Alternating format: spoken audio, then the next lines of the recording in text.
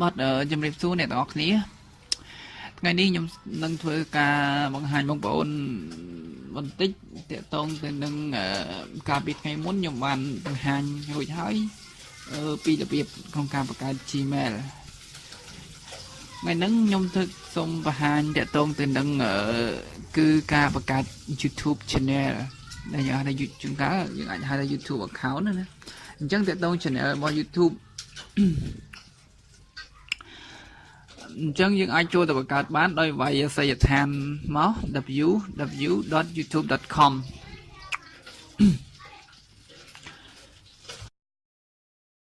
បន្ទាប់ពីចូលមកដល់ channel YouTube អញ្ចឹងបងប្អូនអាចបង្កើត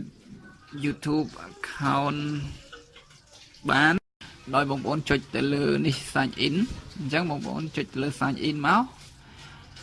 ហើយបងប្អូនធ្វើការវាយចូលគណនី Gmail ដែលយើងបង្កើតថ្ងៃមុននោះបាទអញ្ចឹងខ្ញុំបងប្អូនចុចត្រង់កន្លែង user another account ប៉ុន្តែខ្ញុំមាន account ហើយអញ្ចឹងខ្ញុំប្រើ account របស់ខ្ញុំតែម្ដងបងប្អូនវាយចូល email address ហើយនឹងលេខសម្ងាត់ email របស់បងប្អូនបាទវាយចូលមកហើយបន្ទាប់មកចុច next បងប្អូនចាំរហូតដល់វាអាច log in ចូល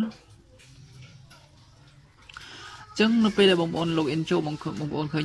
account រូបមនុស្សនេះអានេះជារូប account របស់យើងអញ្ចឹងបងប្អូនអាចដូររូបហ្នឹងក៏បានដែរតែឥឡូវយើងធ្វើការបង្កើត channel របស់យើងដោយចុចលើ create studio ហើយបងប្អូនឃើញនេះអក្សរនេះវាចង់បង្ហាញថាឲ្យយើងបង្កើត channel សិនដើម្បី upload វីដេអូអញ្ចឹងបងប្អូនចុចលើ create a channel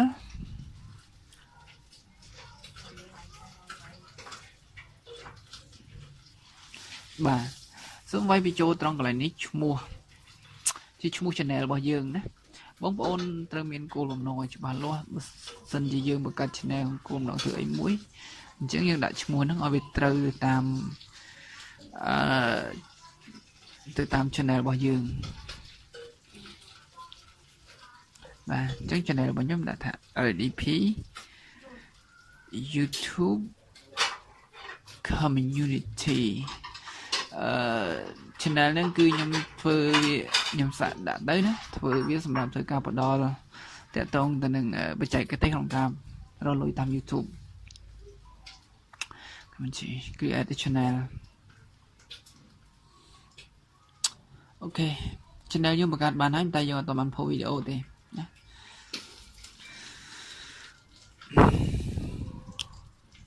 បាទនេះជាឈ្មោះ channel របស់យើង LDP YouTube Community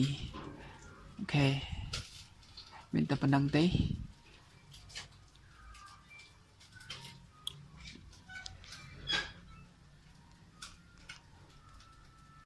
អញ្ចឹងវាបន្តទៀតខ្ញុំនឹងធ្វើការបង្ហាញបងប្អូនតាក់ទងទៅនឹង channel របស់យើងបានបង្កើតហើយអញ្ចឹងយើងត្រូវធ្វើ channel របស់យើងឲ្យคล้ายទៅជាដៃគូដែលអាចរកលុយបានជាមួយនឹង YouTube